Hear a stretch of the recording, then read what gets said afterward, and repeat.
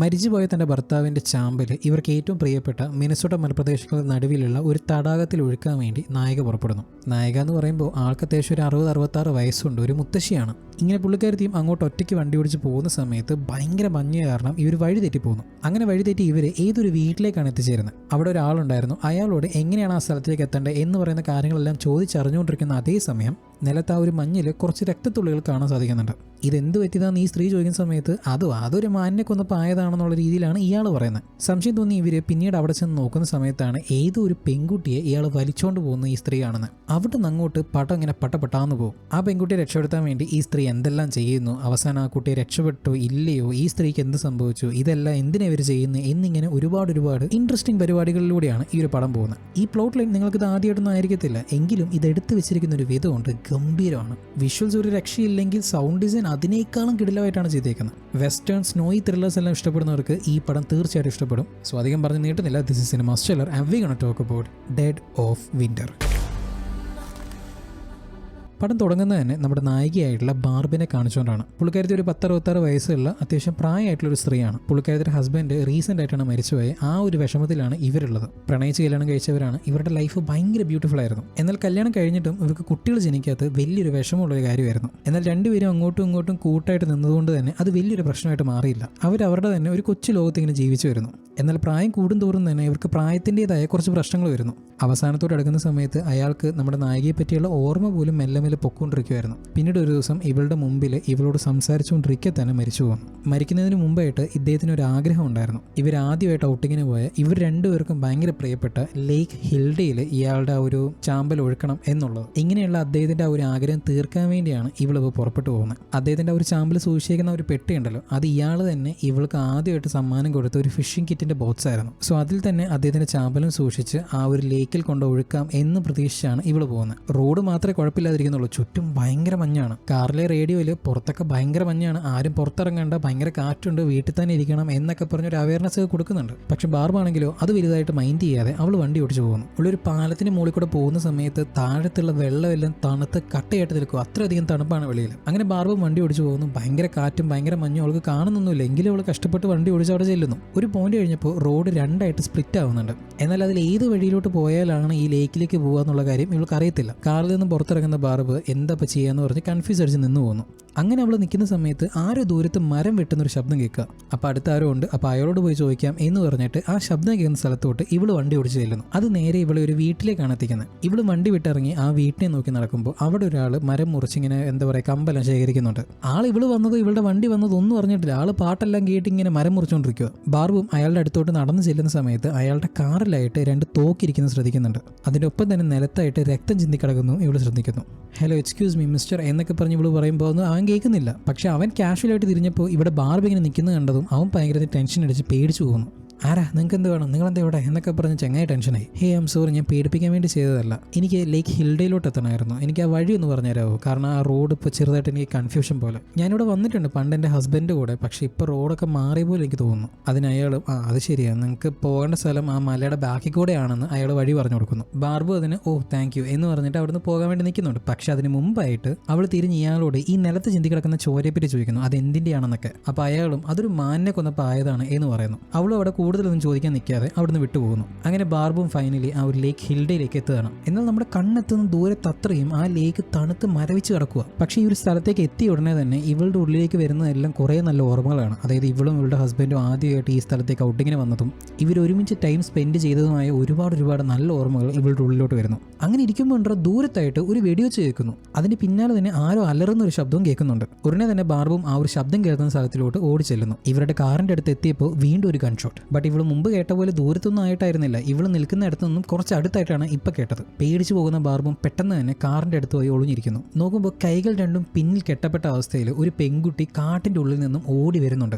അവളുടെ പിന്നാലെ അവളെ തുരത്തിക്കൊണ്ട് വേറൊരുത്തൻ തോക്കുമായിട്ടും വരുന്നു. അടുത്തോട്ട് വന്നപ്പോഴാണ് മനസ്സിലാവുന്നത് അത് നമ്മൾ തൊട്ട് മുമ്പ് കണ്ട അതേ മനുഷ്യനായിരുന്നു. അയാൾ തന്നെയാണ് ഇപ്പൊ ഏതൊരു പെൺകുട്ടിയെ തുരത്തിക്കൊണ്ട് വരുന്നത്. ബുള്ളറ്റ് മിസ്സായതാണെന്ന് വിചാരിക്കരുത്, ആക്കിയതാ. ഇനി നീ ഇത് ആവർത്തിച്ച ഉറപ്പ് ആ ബുള്ളറ്റ് നിന്റെ നെഞ്ചത്തിരിക്കും കേട്ടല്ലോ എന്നും പറഞ്ഞ് ഇവക്കൊരു വാണിയും കൊടുത്ത് ആ കുട്ടിയെ പയ്യെ അവിടെ നിന്ന് പിടിച്ച് വലിച്ചു കൊണ്ടുപോകുന്നു. പേടിച്ച് വരണ്ടു പോകുന്ന ബാർബും വേഗം തന്നെ പോലീസിനെ വിളിക്കാൻ വേണ്ടി ശ്രമിക്കുന്നുണ്ട്. ബട്ട് അവിടെ റേഞ്ച് ഇല്ല ഒബ്വിയസ്ലി. അങ്ങനെയൊക്കെ തന്നെയാണല്ലോ വരണ്ടേ. സോ അങ്ങനെ തന്നെ സംഭവിക്കുന്നു. ഒട്ടും വൈകിച്ചില്ല. ബാർബ് അവിടെ സാധനങ്ങളെല്ലാം വണ്ടിക്കകത്ത് കയറ്റിയിട്ട് വേഗം കാർ എടുത്ത് അവിടെ നിന്ന് പോകാൻ വേണ്ടി ശ്രമിക്കുന്നുണ്ട്. ബട്ട് കാറും ഒരു പോയിന്റ് കഴിഞ്ഞപ്പോൾ അവിടുത്തെ മഞ്ഞിൽ പൂന്ത് പോകുന്നുണ്ട്. ആ ടയർ അവിടെ സ്റ്റക്കായി പോകുന്നുണ്ട്. എത്ര ആക്സിലേറ്റർ കൊടുത്തിട്ടും ആ ഒരു കാർ അവിടെ നിന്ന് മേളിലോട്ട് കയറുന്നില്ല. ആ കുട്ടി ഇവിടെ ഇങ്ങനെ ഒറ്റയ്ക്കാക്കിയിട്ട് പോകാൻ പാടില്ല എന്ന് ആരോ ഇവളോട് പറയുന്ന പോലെയാണ് ഇവൾക്ക് തോന്നുന്നത്. പുള്ളിക്കാരത്തി എന്ത് ചെയ്തു, ആരും കാണാതെ ആ സൈഡിൽ കൂടെ ആ വീടിന്റെ അടുത്ത് ആ ഒരു കാട്ടിന്റെ അടുത്ത് പോയി ഒളിഞ്ഞിരിക്കുന്നു. എന്നിട്ട് അവിടെ ആ ഒരു മരങ്ങൾക്കിടയിലൂടെ ഇവരിങ്ങനെ കുറേ നേരം ആ വീടിനെ ഇങ്ങനെ നിരീക്ഷിച്ചുകൊണ്ടിരിക്കുക. ആ വീടിനെയും ആ വീട്ടിൽ നടക്കുന്ന കാര്യങ്ങളെല്ലാം ഇവരിങ്ങനെ നോക്കുന്നുണ്ട്. അങ്ങനെ കുറച്ച് കഴിഞ്ഞപ്പോൾ അയാൾ അവിടുന്ന് കാറും എടുത്ത് എങ്ങോട്ടോ പോകുന്നു. ഇത് കണ്ടപാടെ ബാർബ് അപ്പം തന്നെ അങ്ങോട്ട് ഓടി വന്നിട്ട് ആ വീട്ടിലോട്ട് കയറാൻ വേണ്ടി ശ്രമിക്കുന്നു. പക്ഷെ പറ്റുന്നില്ല, വീട് പൂട്ടി കിടക്കുക.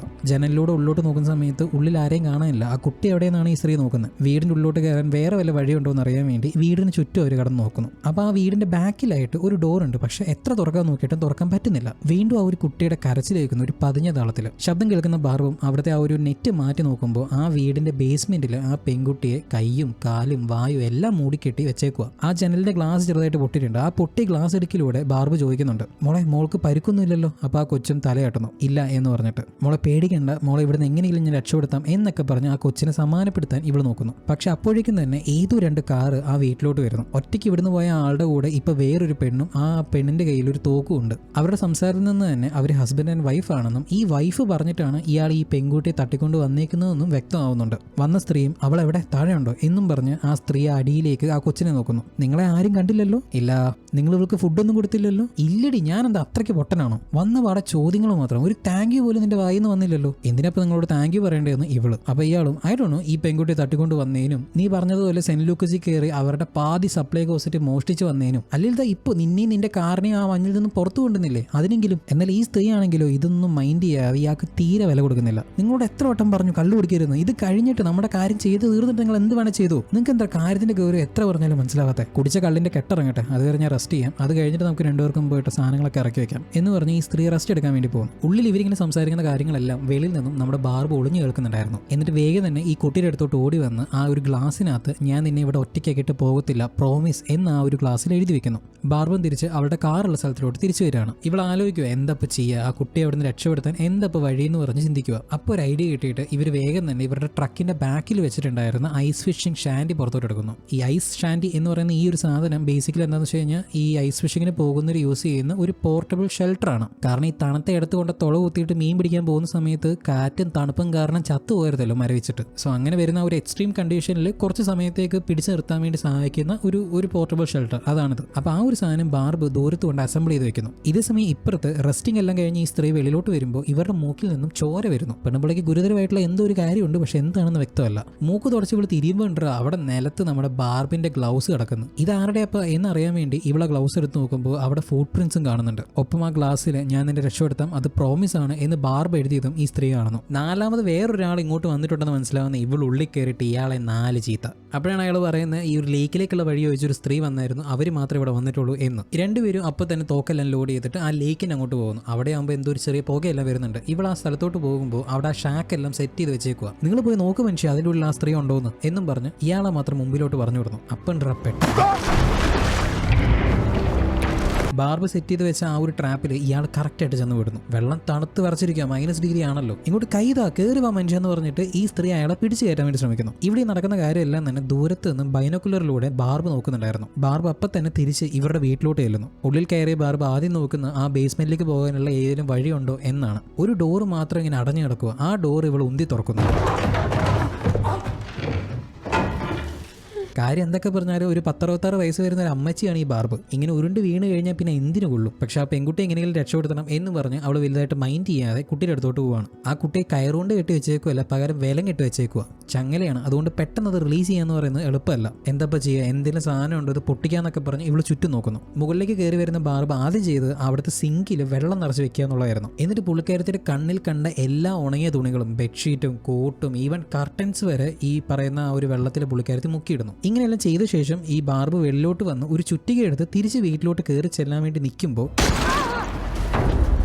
ഇതേപോലെ അത്രയും ദൂരത്ത് നിന്ന് ആ സ്ത്രീ നമ്മുടെ ബാർബിനെ ഷൂട്ട് ചെയ്യുവാണ്. ബുള്ളറ്റ് കറക്റ്റായിട്ട് കയറിയില്ല, പകരം ഈ കൈയുടെ ഭാഗത്തായിട്ട് ഇങ്ങനെ ഉറഞ്ഞു പോയിട്ടേ ഉള്ളൂ. ബാർബ് കാറിന്റെ ബാക്കിൽ ഒളിഞ്ഞിരിക്കുന്ന സമയത്ത് അവൾ ചറ പറന്ന് ഷൂട്ട് ചെയ്യുന്നു. ബുള്ളറ്റ് തീർന്ന് അവൾ റീലോഡ് ചെയ്യുന്ന ആ ഒരു ഗ്യാപ്പിൽ ബാർബ് അവിടുന്ന് ഓടി രക്ഷപ്പെടാൻ ശ്രമിക്കുന്നു. ഇവളുടെ കെട്ടിയവനാണെങ്കിലും ഇപ്പോൾ വിറച്ച് ചാവാറായ അവസ്ഥയിലാണ് നിൽക്കുന്നത്. അതൊന്നും അവൾക്ക് വിഷയമല്ല. ഇവൾ ആദ്യം ചെന്ന് ആ ഒരു വീടിൻ്റെ ഉള്ളിൽ കയറി നോക്കുന്നത് ആ കുട്ടി അവിടെ ഉണ്ടോ ഇല്ലയോ എന്നാണ്. അത് കഴിഞ്ഞ് ഇയാൾക്ക് പുതയ്ക്കാൻ വേണ്ടി വല്ല ഉണങ്ങിയ തുണി ഉണ്ടോ എന്ന് പറഞ്ഞ് നോക്കുമ്പോൾ ഒറ്റ തുണി പോലും ആ വീട്ടിലില്ല. എല്ലാം സർവ്വ തുണിയും ഇവൾ വെള്ളത്തിനകത്ത് മുക്കിയിട്ട് തണുപ്പിച്ച് ഈറിനടിച്ച് വെച്ചേക്കുക. അവിടെയും തീർന്നില്ല, ആ വീട്ടിലുണ്ടായിരുന്ന സർവ്വ തീപ്പെട്ടിയും ആ സ്റ്റവിലും പിന്നെ അവരുണ്ടായിരുന്ന ആ ഒരു ഫയർ പിറ്റൊക്കെ ഉണ്ടല്ലോ അതിലൊക്കെ അവൾ വെള്ളം കോരി ഒഴിച്ചു. സോ ഇവർക്കൊന്ന് വാമാകാനോ ഒന്ന് തീ അവിടെ ഉണ്ടാക്കാനുള്ള ഒരു ഓപ്ഷനും ബാർബ് അവിടെ വിട്ടുകൊടുത്തില്ല. ഇയാളാണെങ്കിൽ ഒരു ഹൈപ്പോതെർമിയ സ്റ്റേജിലോട്ട് പോവുകയാണ്. സോ പെട്ടെന്ന് എന്തെങ്കിലും ചൂടാക്കുന്ന പോലെ കാണിച്ചാലും ഇയാൾ ചത്തുപോകും. സോ മെല്ലെ ഗ്രാജുവലി ഇയാളുടെ ആ ഒരു ബോഡി ടെമ്പറേച്ചർ കുറയ്ക്കാൻ വേണ്ടി ഇവർ രണ്ടുപേരും കാറിൽ വന്നിരിക്കുന്നുണ്ട്. ഇവരുടെ പക്കലും സമയമില്ല. ഇപ്പോഴാണ് നമുക്ക് ഇവരെന്തിനു വേണ്ടി ഇതെല്ലാം ചെയ്യുന്നത്, എന്താ അവരുടെ പ്ലാൻ എന്ന് പറയുന്ന കാര്യം പറയുന്നത്. സോ ഞാൻ നേരത്തെ പറഞ്ഞല്ലോ, ഈ സ്ത്രീക്ക് എന്തോ മാരകമായ രോഗമുണ്ടെന്ന്. ഇവർക്ക് ലിവർ പോയി കിടക്കുക. മെഡിസിൻസ് ഒന്നും ഒരു പരിധിക്കപ്പുറം ഏക്കത്തില്ല. ഇവളുടെ മുമ്പിലുള്ള ഏക ഓപ്ഷൻ എന്ന് പറയുന്നത് ഇവളുടെ ഫെയിലിയർ ആയിക്കൊണ്ടിരിക്കുന്ന ആ ലിവർ മാറ്റി നല്ലൊരു ഹെൽത്തി ലിവർ ട്രാൻസ്പ്ലാന്റ് ചെയ്യുക എന്നതാണ്. ഇവർ ഡോണറിനെ തപ്പുന്നുണ്ട്, പക്ഷെ കിട്ടിയില്ല. അങ്ങനെ ഇരിക്കുമ്പോഴാണ് ഈ പെങ്കൊച്ച് ഇവരുടെ മുമ്പിൽ വരുന്നത്. ഇവൾ ഹോസ്പിറ്റലിൽ ജോലി ചെയ്തുകൊണ്ടിരിക്കുന്ന സമയത്ത് ബൈ ദ വേ ഇവളൊരു നഴ്സോ അങ്ങനെ എന്തോ കണ്ടാണ്. സോ അതുകൊണ്ട് ഇവൾക്ക് എന്താ ചെയ്യുന്നുള്ള കാര്യം ഇവൾക്ക് അറിയാം. അങ്ങനെ ഇരിക്കെ ഇവളുടെ മുമ്പിൽ ഒരു സൂയിസൈഡ് കേസുമായിട്ട് വന്നൊരു പെങ്കൊച്ചാണ് ഈ പെൺകുട്ടി. അപ്പോൾ ഇവൾ എന്നെ വിചാരിച്ചു എന്തായാലും ഇവള് ചാവാൻ കിടക്കുമല്ലേ, എന്നാൽ പിന്നെ എനിക്കും കൂടെ നന്മ ചെയ്തിട്ട് ചാവടി എന്ന് പറഞ്ഞിട്ട് ഇവളെ തട്ടിക്കൊണ്ട് വന്നേക്കുക. ഇവരൊരു ഡോക്ടറെയൊക്കെ സെറ്റാക്കി വെച്ചിട്ടുണ്ട്. ലിവർ കൊടുക്കേണ്ട താമസം അയാൾ മാറ്റി കൊടുത്തോളും. പിന്നെ ഇതെല്ലാം ചെയ്യാൻ വേണ്ടി ഇവർ ഈ ഒരു സ്ഥലം ചൂസ് ചെയ്തതിന്റെ കാരണം എന്താണെന്ന് വെച്ച് കഴിഞ്ഞാൽ ഇനി അടുത്തതായിട്ട് ഇനി ഫർദർ ഒരു ഇൻവെസ്റ്റിഗേഷൻ എന്ന് പറഞ്ഞ് വരുവാണെങ്കിൽ പോലും ഇവർ ചെയ്ത ഒരു ക്രൈമിന് എവിഡൻസ് ഒന്നും ഉണ്ടാവില്ല. കാരണം ഈ തണുപ്പത്ത് ഇന്നുള്ള ലേക്കല്ല നാളെ ഉള്ളത്. അപ്പോൾ നിങ്ങൾ സാധനങ്ങളെല്ലാം പുറത്തിറക്കി സെറ്റാക്കി വെക്ക്, ഞാൻ ആ പരട്ട തള്ളെ പോയി കൊന്നിട്ട് വരാം എന്ന് പറഞ്ഞിട്ട് ഇവള് ബാർബിന്റെ പിന്നാലെ തേടി പോകുന്നു. ഇയാൾ സ്റ്റിൽ ഹൈപ്പോതെർമിയയിലാണ്, ഇയാൾക്ക് എന്തെങ്കിലും ഹെൽപ്പ് കിട്ടണം. പക്ഷേ ഇവളിതൊന്നും കേൾക്കാനുള്ള ഒരു മൈൻഡിലല്ല. ശരി ഓക്കെ എന്ന് പറഞ്ഞിട്ട് ഇയാളും സാധനങ്ങളെല്ലാം ഇറക്കിക്കൊണ്ടിരിക്കുക. എന്നിട്ട് ഈ സാധനങ്ങളെല്ലാം തൂക്കി ഇയാളെ ലേക്കിന്റെ അവിടെ ചെന്ന് അവിടെ ഒരു വലിയ ടെന്റ് അടിക്കാൻ തുടങ്ങുകയാണ്. ഇത് ദൂരത്തുനിന്ന് കാണുന്ന ബാർബ് എന്ത് ചെയ്തു, ഇതാണ് തക്ക സമയം, ആ കുട്ടിയെ പോയി രക്ഷപ്പെടുത്താം എന്ന് പറഞ്ഞ് ഇവള് തിരിച്ച് ആ വീട്ടിലോട്ട് ചെല്ലുന്നു. പക്ഷെ മറ്റേ പെണ്ണുമ്പോൾ വിട്ട പുള്ളി അല്ലാത്തതുകൊണ്ട് ബാർബിനെ തേടാൻ വേണ്ടി കാറിൽ പോയപ്പോൾ ഈ പെങ്കുച്ചിനെ കൂടെ കൂട്ടിയിട്ടാണ് പോയേക്കുന്നത്. She can't afford to lose her because അവളുടെ ലൈഫ് ഡിപ്പെൻഡ് ചെയ്തിരിക്കുന്നത് ഈ പെങ്കുച്ചിലാണ്. സോ അവിടെ കിട്ടിയതിൽ പുറത്തോട്ട് വരുന്ന ബാർബ് വെളിയിലുണ്ടായിരുന്ന ആ ഒരു കാറിലെ റേഡിയോ വെച്ചിട്ട് ആരെങ്കിലും കോൺടാക്ട് ചെയ്താൽ കിട്ടുമോ എന്ന് പറഞ്ഞ് നോക്കുന്നുണ്ട്. കുറച്ച് കഴിഞ്ഞപ്പോൾ ഇവൾ ഏതൊരു ലൈനിൽ കണക്ട് ആകുന്നുണ്ട്. ഇവളപ്പോൾ തന്നെ അവരോട് പറയുന്നുണ്ട് ഈ ലേക്ക് ഹിൽഡയുടെ ഭാഗത്തായിട്ട് രണ്ടുപേരും ഒരു പെൺകുട്ടിയെ തട്ടിക്കൊണ്ട് വന്ന് കൊല്ലാൻ ശ്രമിക്കുന്നു എന്നൊക്കെ പറഞ്ഞു. പക്ഷെ മൊത്തം പറഞ്ഞ് തീർക്കുന്നതിൻ്റെ ഉള്ളിൽ തന്നെ അയാൾ വന്ന് ഇവളെ പിടിക്കുന്നുണ്ട്. വെളിയിലോട്ട് വീഴുന്ന ബാർബ് താഴെ കിടന്ന ചുറ്റിക എടുത്ത് ഇയാളുടെ കാലിൽ തന്നെ അടിച്ച് തറച്ച് കയറ്റുന്നു. ആ ഗ്യാപ്പിൽ ഇയാളുടെ തോക്കെടുത്ത് ബാർബ് അപ്പം തന്നെ ഇയാളുടെ നേരെ ചൂണ്ടുന്നു. ഹേ ഹേ ഹേ പ്ലീസ് പ്ലീസ് എന്നെ കൊല്ലരുത്, ഇതെല്ലാം എൻ്റെ വൈഫ് പറഞ്ഞിട്ട് ചെയ്തതാണ്, എനിക്ക് ഇതിൽ ഒരു താല്പര്യമില്ല, വേറെ ഒരു വഴിയില്ലാത്തതുകൊണ്ട് ചെയ്തു പോയത്, എന്നോട് ക്ഷമിക്കുക പ്ലീസ്, ഞാൻ ഹൈപ്പോതെർമിയയിലാണ്, എനിക്കൊരു മെഡിക്കൽ ഹെൽപ്പ് കിട്ടിയേ പറ്റത്തുള്ളൂ, ഞാൻ ഇവിടെ വന്ന് കാറെടുത്ത് പോകാൻ വേണ്ടി നിൽക്കുമായിരുന്നു, അപ്പോഴാണ് നിങ്ങൾ വന്ന് പ്ലീസ് എന്നെ പോകാൻ വിടണം എന്നൊക്കെ പറഞ്ഞിട്ട് ഇയാൾ കെഞ്ചി പറയുന്നു. സന്മനസ്സുള്ള ബാർബ് എന്ത് ചെയ്തു, മനസ്സലിഞ്ഞ് ഇയാളെ പോകാൻ അനുവദിക്കുന്നു. പക്ഷെ നീ പോയാലും നീ ആദ്യം ചെല്ലേണ്ടത് പോലീസ് സ്റ്റേഷനിലേക്ക് അറിയണം. അവിടെ ചെന്ന് നടന്ന കാര്യങ്ങളെല്ലാം പറഞ്ഞ് ഇവിടെ ഒരു ടീമിനെ പറഞ്ഞു വിട്ടിട്ടേ നീ ഹോസ്പിറ്റലിൽ പോവുള്ളൂ. Don't make me regret my choice എന്ന് പറഞ്ഞ് ബാർബ്. ഇതിന് അവിടുന്ന് പോകുന്നതിന് മുമ്പായിട്ട് ഇയാളുടെ കയ്യിലുണ്ടായിരുന്ന കുറച്ച് ബുള്ളറ്റ്സും ഇവളുടെ കയ്യിൽ ബാർബിന്റെ കയ്യിൽ കൊടുക്കുന്നുണ്ട്. ഇയാൾ ആൾറെഡി ഹൈപ്പോതെർമിയയിലുമാണ്. ഇപ്പത്തെ കാലിൽ ചുറ്റികെ ഇറങ്ങി ഈ കഷ്ടപ്പെട്ടിട്ടാണ് ഇയാൾ വണ്ടി ഓടിച്ചു പോകുന്നത്. അങ്ങനെ വണ്ടി ഓടിച്ച് ഇയാൾ നേരെ ചെന്ന് ചാടിക്കൊടുക്കുന്നത് ഇയാളുടെ ഭാര്യയുടെ മുമ്പിൽ. നിങ്ങൾ എങ്ങോട്ടേ പോകുന്നത്, നിങ്ങളോട് അവിടുത്തെ ആ ഒരു കാര്യങ്ങളെല്ലാം സെറ്റ് ചെയ്യാൻ ഞാൻ പറഞ്ഞല്ലേ, നിങ്ങൾ എങ്ങോട്ടാ? എടി ആ സ്ത്രീ വീണ്ടും വന്ന് എന്നെ ആക്രമിച്ചു, നീ എൻ്റെ അവസ്ഥയും കൂടെ നോക്കി, എനിക്ക് തീരെ വയ്യ, എനിക്കൊന്ന് ഹോസ്പിറ്റലിൽ പോകണം. അപ്പൊ ഈ കാര്യം ചെയ്തില്ലെങ്കിൽ എൻ്റെ അവസ്ഥയോ, ഞാൻ എന്താ ചത്തോട്ടെന്നോ? ഇല്ല, ഇതൊന്നും ശരിയല്ല, നമ്മൾ ചെയ്യുന്നത് ശരിയല്ല, ഇതൊന്നും വർക്ക് ആകത്തില്ല. നീ പറഞ്ഞു വെച്ചാൽ ആ ഡോക്ടർ ഉണ്ടല്ലോ, അയാൾ വരും, നിനക്ക് എന്താ പത്ര ഉറപ്പ്, നമുക്ക് ഇങ്ങനെ ഇത് ചെയ്യേണ്ട, ആ പെൺകുട്ടിയെ വെറുതെ വിട്ടേക്കാം, മനസ്സിലാക്ക് എന്നിങ്ങനെയല്ല ഇയാൾ പറയുന്ന സമയത്ത് ഇവക്ക് ഭയങ്കര ദേഷ്യം വരുന്നുണ്ട്. തോക്ക് നേരെ ഇയാളുടെ നേരെ ചൂണ്ടിയിട്ട് ഓഹോ അപ്പൊ ഇതായിരുന്നു നിങ്ങളുടെ മനസ്സിലിരിപ്പല്ലേ. അവിടെ കെട്ടിയതിൽ അടുത്ത ഷോട്ട് എന്ന് പറയുന്നത് ബാർബിനെയാണ് കാണിക്കുന്നത്. അവള് അവളുടെ ട്രക്കിനെ തന്നെ തീ കൊളുത്തുന്നു. എന്തിന്? ഇവൾ ആരെയോ കോൺടാക്ട് ചെയ്തില്ലേ, ആ കോൺടാക്ട് ചെയ്തവർക്ക് എന്തെങ്കിലും ഒരു അടയാളം വേണ്ടേ, ആ അടയാളം കൊടുക്കാൻ വേണ്ടി. ഇനി അവരല്ല ആരെങ്കിലും ഈ വണ്ടി പൊട്ടിത്തെറിച്ച് പോകുന്ന ഈ ഒരു പുക കണ്ടിട്ടുണ്ടെങ്കിലും ഇങ്ങോട്ട് വന്നോട്ടെ എന്ന് പറഞ്ഞിട്ടാണ് ഇവൾ ഇങ്ങനെ ചെയ്യുന്നത്. ഇവൾ എക്സ്പെക്ട് ചെയ്ത പോലെ തന്നെ ബാർബ് കോൺടാക്ട് ചെയ്ത ആ സെയിം ആളുകൾ ഇവരെ തേടി ആ ലേക്ക് ഹിൽഡേ അങ്ങോട്ട് വരുന്നുണ്ട്. അവരും ആ സ്മോക്ക് കാണുന്നുണ്ട്. സോ ആ ഒരു സ്മോക്കിന്റെ അങ്ങോട്ട് ഇവർ വണ്ടി ഓടിച്ചു വരുന്നു. പുതിയൊരു വണ്ടി കണ്ടതും ബാർബ് റോഡിലോട്ട് ഇറങ്ങിയിട്ട് ഹെൽപ്പ് ഹെൽപ്പ് എന്ന് പറഞ്ഞിട്ട് അലറുന്നുണ്ട്. എന്നിട്ട് അവരോട് റേഡിയോയിൽ ഞാനായിരുന്നു, നിങ്ങളായിരുന്നു എന്റെ ആ ഒരു റിസീവ് ചെയ്ത് എന്നൊക്കെ പറഞ്ഞു ഇവള്. എന്നാൽ വന്നവർക്ക് നല്ല ഡൗട്ട് ഉണ്ട്, ബാർബ് തന്നെയാണോ വിളിച്ചത് അല്ലയോ എന്നുള്ള കാര്യത്തിൽ. ബാർബ് സംഭവിച്ച കാര്യങ്ങളെല്ലാം എക്സ്പ്ലെയിൻ ചെയ്ത് ഇവരെ കൺവിൻസ് ചെയ്യാൻ ശ്രമിക്കുന്നുണ്ട്. പക്ഷേ ഇവർ മൊത്തം കൺവിൻസ് ആവുന്നില്ല. എന്നിട്ട് അവർ അവസാനം നിങ്ങളുടെ കയ്യിലുള്ള തോക്ക് ഉണ്ടല്ലോ അത് ഞങ്ങളെ തരുവാണെങ്കിൽ ഞങ്ങൾ ഗ്ലോബോസിൽ ഇട്ട് വെക്കാം, എന്നിട്ട് നിങ്ങൾ പറയുന്ന കാര്യങ്ങളെല്ലാം സത്യമാണെങ്കിൽ നിങ്ങൾ ആ തോക്ക് തിരിച്ചെടുത്തു, ഇതിന് സമ്മതമാണെങ്കിൽ എങ്കിൽ മാത്രം നമുക്ക് മുമ്പോട്ട് പോകാം എന്നൊരു കാര്യം ഇവർ കറക്റ്റായിട്ട് പറയുന്നുണ്ട്. ബാർബിന് വേറെ ഓപ്ഷൻ ഇല്ലാതെ അവളുടെ തോക്ക് അവരുടെ കൈ കൊടുത്തിട്ട് അവരുടെ കൂടെ തന്നെ ആ സ്ഥലത്തിലേക്ക് തിരിച്ചു വരുന്നു. അങ്ങനെ ഇവരും ആ വീടിന് മുമ്പിലേക്ക് എത്തിയിരിക്കുകയാണ്. എന്നിട്ട് ഇവർ ബാർബിനോട് നിങ്ങൾ തൽക്കാലം വണ്ടിക്കത്തിരുന്നാൽ മതി, ഞങ്ങൾ പോയി സംസാരിച്ച് നോക്കട്ടെ, ആ സ്ത്രീയോട് ചിലപ്പോൾ സംസാരിച്ച് ശരിയാവുമെങ്കിലും സംസാരിക്കാൻ പറ്റിയ ചളക്കും. ബാർബ് പറയുന്നുണ്ട് അവളെ കൊണ്ട് ആവുന്ന പോലെ, സഹോദര നില്ല്, അവൾ ഭയങ്കര ഡേഞ്ചറസ് ആണ്, അടിച്ചണ്ണാക്കി കയറ്റി തരും, വേണ്ട എന്ന് മാക്സിമം പറഞ്ഞു. പക്ഷെ കേട്ടില്ല. ടോക്കിംഗ് ജുട്സ് നടത്തിയിട്ടേ കാര്യമുള്ളൂ എന്ന് പറഞ്ഞിട്ട് ഇവർ രണ്ടുപേരും നെഞ്ചും പിരിച്ച് ഉള്ളിലോട്ട് പോവാണ്. ആ വീടിന്റെ ഫ്രണ്ടിലുണ്ടായിരുന്ന കാറിന്റെ ഡോർ തുറന്നതും ഇവർ ഷോക്കായി നിന്ന് പോകുന്നു. അടുത്ത സെക്കൻഡ് തന്നെ ഇവർ രണ്ടുപേരെയും ഒളിഞ്ഞിരുന്ന ആ സ്ത്രീ ഉണ്ടല്ലോ ഇവരെ ഷൂട്ട് ചെയ്ത് കൊന്നു. കാറിൽ പേടിച്ചു പോകുന്ന നമ്മുടെ ബാർബ് ആ ഗ്ലോബോസിൽ നിന്ന് തോക്കെടുക്കാൻ മാക്സിമം ശ്രമിക്കുന്നുണ്ട്. പക്ഷെ പറ്റുന്നില്ല. ഇവൾക്ക് നേരെയും ഒരുപാട് ഷൂട്ട് ചെയ്യുന്നുണ്ട്. എന്നിട്ട് കുറച്ച് കഴിഞ്ഞ് ആ തോക്കെടുത്ത് ഇവൾ പുറത്തോട്ട് വരുന്നു. ബാർബ് പിന്നെ ഷൂട്ട് ചെയ്യുവാണ്. പക്ഷെ ഒന്നുപോലും കൊള്ളുന്നില്ല. അവസാനത്തെ ബുള്ളറ്റ് മാത്രം ആ സ്ത്രീയുടെ കാലിൽ തറച്ചു കയറുന്നു. അവളുടെ കയ്യിൽ നിന്ന് തോക്കും തെറിച്ച് പോകുന്നുണ്ട്. അങ്ങനെ മെല്ലെ നമ്മുടെ ബാർബ് എഴുന്നേറ്റ് ഫ്രണ്ടിലോട്ട് വരുമ്പോഴാണ് ആ കാറിന്റെ ഉള്ളിൽ ഇവളുടെ ഹസ്ബൻഡിനെ തന്നെ ഭയങ്കര ബ്രൂട്ടലായിട്ട് കൊന്നിട്ട് വെച്ചേക്കുക. സൂൺ ഇനഫ് ആ പെണ്ണുമ്പളെ വീണ്ടും എഴുന്നേറ്റ് തോക്ക് ലോഡ് ചെയ്ത് ഇവൾക്ക് നേരെ വീണ്ടും ഷൂട്ട് ചെയ്യുന്നു. അവിടുന്ന് രക്ഷപ്പെട്ട് പോകുന്നതിന്റെ ഇടയിൽ അങ്ങനെ രാത്രിയാവുന്നു. കണ്ണു തുറന്നു നോക്കുന്ന സമയത്ത് ആ പെൺകുട്ടി കെട്ടിയിട്ട അതേ സ്ഥലത്ത് തന്നെ ഇപ്പതാ ഇവളെയും കെട്ടിയിട്ടേക്കുക, ബാർബിനെയും. പേടിച്ചിരിക്കുന്ന ഒരു കുട്ടിയെ സമാധാനപ്പെടുത്താൻ ബാർബ് മാക്സിമം ശ്രമിക്കുന്നുണ്ട്. നിങ്ങൾ ചിന്തിച്ചോ എന്തിനു വേണ്ടി ബാർബ് ഇത്രമാത്രം കഷ്ടപ്പെട്ട് ഈ കുട്ടിയെ രക്ഷപ്പെടുത്താൻ നോക്കുന്നതെന്ന്? ബാർബിന് കുട്ടികളെന്ന് പറഞ്ഞാൽ ഭയങ്കര ഇഷ്ടമാണ്. പക്ഷേ അന്നുണ്ടായ ഒരു മിസ്കാരേജിൽ അവൾക്ക് പിന്നീട് കുട്ടികൾ ജനിച്ചിട്ടേ ഇല്ല. സോ ഈവൻ ഇവളെ അമ്മയായിട്ടില്ലെങ്കിലും ആ ഉള്ളിലുള്ള ഒരു അമ്മയുടെ ഫീലിംഗ് ആണ് ഇവളെ കൊണ്ട് ഇതെല്ലാം ചെയ്യിക്കുന്നത്. ഇവളുടെ ഷൂ എറിഞ്ഞിട്ട് മുകളിൽ ഒളിപ്പിച്ചു വെച്ചിരിക്കുന്ന ഇവളുടെ പെട്ടി താഴത്ത് വീഴ്ത്താൻ വേണ്ടി ശ്രമിക്കുന്നുണ്ട്. കുറച്ചു നേരം കഴിഞ്ഞപ്പോൾ ആ ഒരു പെട്ടിയും താഴെ വീണ് അതിന്റെ ഒരു കൂർത്ത ഭാഗം വെച്ചിട്ട് അവൾ ഒരു ബോൾട്ട് വെളിയിലോട്ട് എടുക്കുന്നു. എന്നിട്ട് സംഭവം അത് വെച്ചിട്ട് അവൾ അവളുടെ ആ ഒരു കീച്ചൻ അഴിക്കുന്നു. കണ്ടില്ലേ, ബാർബി ചില്ലറക്കാരിയല്ല. പുള്ളിക്കാരത്തേക്ക് ഒരു സൂചി കുത്താൻ ഇടം കൊടുത്താൽ മതി, എല്ലാ കാര്യങ്ങളും പുള്ളിക്കാരത്ത് നോക്കിക്കോളും. എന്നിട്ട് ഈ ബോൾട്ട് ആ പെൺകുട്ടിയുടെ കൊടുത്ത ശേഷം അവിടെ നിന്ന് എങ്ങനെയും രക്ഷപ്പെടാൻ വല്ല വഴിയുണ്ടോ എന്ന് അവൾ നോക്കുന്നു. അന്ന് വീടിന്റെ ഉള്ളിൽ കൂടെ അല്ലാതെ വീടിന്റെ ബാക്കിലായിട്ട് ബേസ്മെന്റിലേക്ക് ഒരു ഡോറ് പോകുന്നുണ്ടായിരുന്നല്ലോ, ആ ഡോറ് തുറന്ന് ഇവള് പോകാൻ നോക്കുന്നു. തല പുറത്തിട്ട് നോക്കുമ്പോൾ അവിടെ തോക്കും പിടിച്ച് മറ്റവൾ നിൽക്കുന്നു. ബാർബ് വിഷയമാണെങ്കിൽ മറ്റവൾ അതിനേക്കാളും വിഷയം. പുരുഷൻ എന്നെ അനുഗ്രഹിക്കണം എന്ന ലൈനും പറഞ്ഞ് വന്ന പോലെ തന്നെ ബാർബ് തിരിച്ച് ഉള്ളിലോട്ട് പോകുന്നു. പിറ്റേ ദിവസം വെളുപ്പിന് തന്നെ ആ ഒരു ലേക്കിൽ ഇവർ സെറ്റ് ചെയ്ത ആ ഒരു ടെന്റിലേക്ക് ഇവർ 3 പേരും ആ ഒരു തണുപ്പത്ത് നടന്നു പോകുന്നുണ്ട്. ബാർബ് എന്തോ വലിച്ചുകൊണ്ട് പോകുന്നുണ്ട്. ആ പെൺകുട്ടി അവിടെ സൈഡിൽ നടക്കുന്നു. ഇവർ രണ്ടുപേരും തോക്കുമുനയിലായിട്ട് ബാക്കിൽ മറ്റേ പെണ്ണ് വരുന്നു. സോ ടെന്റിനുള്ളിൽ കയറി നോക്കുന്ന സമയത്ത് അവിടെ ഒരു മിനി ഓപ്പറേഷൻ തിയേറ്റർ തന്നെ സെറ്റ് ചെയ്ത് വെച്ചേക്കുക. സോ അവിടുത്തെ അപ്പോഴത്തെ ആ ഒരു എക്യുപ്മെന്റ്സ് എല്ലാം കണ്ടു കഴിഞ്ഞപ്പോഴാണ് എന്താ ഇവരുടെ പ്ലാൻ എന്ന് ഇവൾക്ക് മനസ്സിലാവുന്നത്. കാര്യം മനസ്സിലാവുന്ന ബാർബ് മാക്സിമം അവളെ പറഞ്ഞ് പിന്തിരിപ്പിക്കാൻ ശ്രമിക്കുന്നുണ്ട്. നിനക്ക് എന്താ വേണ്ടേ, എന്ത് വേണമെങ്കിലും നീ എന്റെ ശരീരത്തിൽ നിന്ന് എടുത്തു, ആ പെങ്കുച്ചിനെ വെറുതെ വിട്, എനിക്ക് വേണ്ടത് നല്ലൊരു ഹെൽത്തി ലിവറാണ്, നിങ്ങൾ ചാവാറായി കിടക്കുന്ന നിങ്ങളുടെ ലിവർ വെച്ച് ഞാൻ എന്ത് ചെയ്യാനാ, തൽക്കാലം ഞാൻ പറയാൻ നിങ്ങൾ കേട്ടാൽ മതി, ആ പെൺകുട്ടി സ്ട്രക്ചറിൽ നിങ്ങൾ കെട്ടിയിട്. ആ പെൺകുട്ടിയും കയറി കിടക്കുകയാണ്. അവളുടെ ദേഹത്ത് അവൾ അനങ്ങാൻ പാടില്ല എന്ന് പറഞ്ഞിട്ട് സെലോ ടൈപ്പ് വെച്ച് ഒട്ടിക്കുന്നു. പക്ഷെ ഒട്ടിക്കുന്ന ബാർബ് ആയതുകൊണ്ട് അവൾ മേൽഭാഗം മാത്രം ഒട്ടിക്കുന്നുള്ളൂ, അടിഭാഗം വെറുതെ വിട്ടേക്കുക രക്ഷപ്പെടാൻ എളുപ്പത്തിന് വേണ്ടി. ഇങ്ങനെ കെട്ടിത്തീർന്നതും ആ സ്ത്രീ നമ്മുടെ ബാർബിനെ ഷൂട്ട് ചെയ്തു. ബാർബ് അവിടെ വീണു പോവുകയാണ്. ഇത് കാണുന്ന പെൺകുട്ടിയും ഭയങ്കര വിഷമിക്കുന്നുണ്ട്. ഒട്ടും സമയം കളയാതെ ആ സ്ത്രീ ഈ പെൺകുട്ടിയുടെ ആ ഒരു വയറിന്റെ ഭാഗത്തായിട്ട് ആ ലിവർ മാർക്ക് ചെയ്ത ശേഷം ഗ്ലൗസ് ഒക്കെ കയ്യിലിടുന്നു. അപ്പം കുറച്ചു മുമ്പ് ബുള്ളറ്റ് കൊണ്ട് വീണ നമ്മുടെ ബാർബ് എഴുന്നേറ്റ് വരുന്നു. ഞാൻ വീഴുവേനെത്തായോ എന്നും പറഞ്ഞു.